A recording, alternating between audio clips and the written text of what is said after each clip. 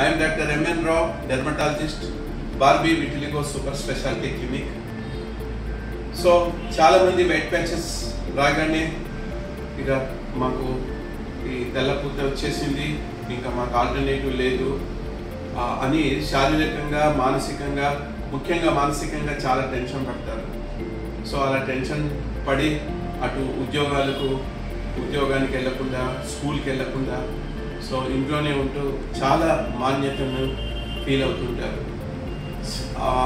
So అలా feel కావాల్సిన అవసరం లేదండి. తెల్లపూత రాగానే తగ్గదని అనుకోవద్దు.